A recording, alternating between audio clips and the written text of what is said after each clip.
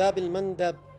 Middle east में Yemen का Houthi इकलौता ऐसा संगठन है जो अभी भी गाजा के साथ चट्टान की तरह खड़ा हुआ है।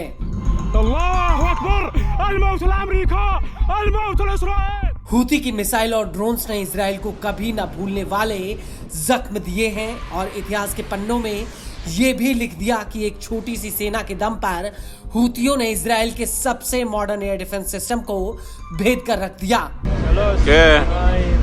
עכשיו בנתב"ג, איזה מטורף.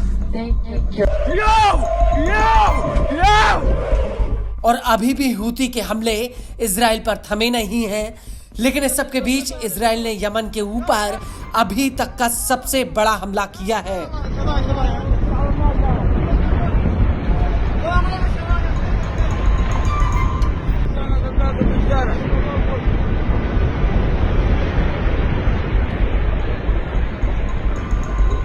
इजरायली मीडिया के मुताबिक जिस वक्त हूती के मुखिया सैयद अब्दुल मलिक अल हूती भरी सभा में खुले आसमान के नीचे भाषण दे रहे थे, उसी दौरान इजराइल के लड़ाकू जेट्स ने यमन के कई हिस्सों पर बमबारी शुरू कर दी और देखते ही देखते यमन के भीतर मानो भूकंप जैसे हालात बन गए हों।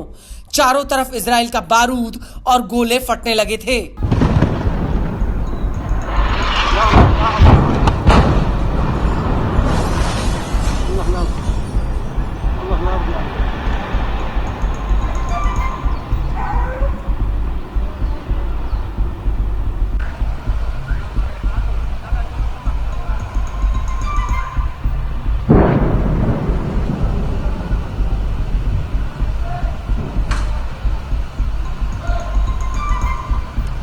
इस हमले को लेकर इजरायली सेना के प्रवक्ता ने कहा कि यमन की राजधानी सना में हूती के मिलिट्री टारगेट पर हमला किया गया। इस हमले का उद्देश्य हूती के सीनियर मेंबरों के जमावड़े को निशाना बनाना था।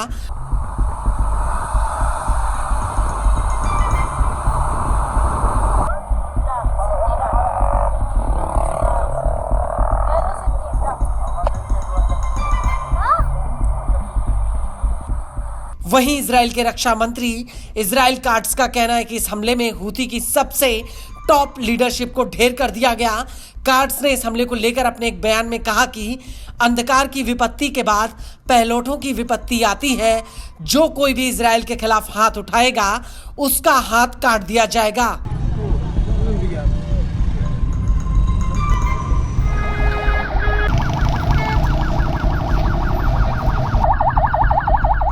इजरायली मीडिया के मुताबिक इन हमलों में हूती सरकार के 10 बड़े टॉप कमांडर मारे गए हैं।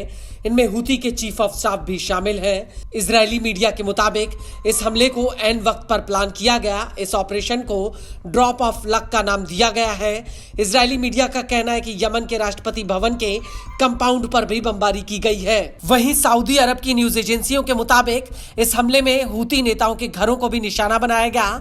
वहीं लेबनानी मीडिया का कहना है कि यमन पर 10 से ज्यादा हवाई हमले हुए हैं और सबसे हैरान करने वाली बात यह है कि जब ये हमले हो रहे थे तो उस वक्त हूती के मुखिया लगातार भाषण दे रहे थे। बता दें कि आईडीएफ ने यमन के आमरान और हज्जा प्रांत पर भी हमला किया है। हालांकि अभी तक ये साफ नहीं हुआ कि इस हमले में हूती के मुखिया को कोई नुकसान पहुंचा या नहीं। लेकिन बड़ी बात यह है कि इजराइल के इस हमले से पहले हूतियों ने इजराइल के ऊपर ड्रोन और मिसाइल अटैक किया था। हालांकि इजरायली सेना ने इस हमले को इंटरसेप्ट करने का दावा किया था और इस हमले के करीब 90 मिनट बाद इजरायली एयरफोर्स ने यमन पर हमला कर दिया था।